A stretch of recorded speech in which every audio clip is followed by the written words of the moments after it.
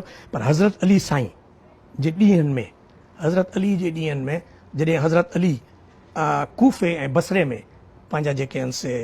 क़ाइमु कयो हो सदर मुक़ाम त उन वक़्तु कूफ़े ऐं बसरे में जेके डिपार्टमेंट हुयो फिनांस जो 3 ॾींहंनि में उहे हलाईंदा हुया सिंध मां आयल माण्हू ऐं उन्हनि माण्हुनि खे क़तल कयो जंहिं ग्रुप उहे हुया बीबी आयशा ऐं जेके आहिनि से अमीर माविया जा अमीर मावे जा जेके आहिनि से माण्हू प्लस जेके आहिनि से 2 ख़लीफ़ा हुया जिन उन्हनि सां साणो जंहिं ते जंग जेको आहे सो मुंहिंजी उठ वारी जंग जमल उहा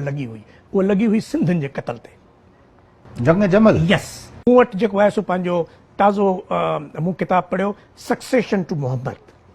उनजे आथर जो नालो हिन वक़्तु मूंखे यादि लेज़ली हेज़ल्टन हा न हेज़ली न ॿियो आहे कंहिं वक़्तु यादि आयो तव्हां खे ॿुधाईंदुसि सक्सेशन टू मोहम्मद उन में हुन रेफर कयो आहे त जेको पर्टिकुलर प्रॉब्लम हो ठीकु आहे हीउ जनरल प्रॉब्लम हो जेको तव्हीं ॿुधायो था पिया हिस्ट्री में बि ईअं ई आहे हज़रत उस्मान जे क़तल ते जेके प्रो उमवी हुया उहे जेके उथी बीठा लेकिन पर्टिकुलर जेको प्रॉब्लम हो न एग्ज़ैक्टली जंहिं ॾींहं ते जंग लॻणी हुई उन जो सबबु इहो हुयो अच्छा त किथे बि झड़ो थी सघे पियो किथे बि थी सघे पियो दैट पर्टिकुलर सो मुंहिंजे चवण जो मतिलबु इहो आहे त इहा हिस्ट्री असांखे ॿुधाए थी पई त सिंधियुनि जा लाॻापा 712 खां अॻु में हुया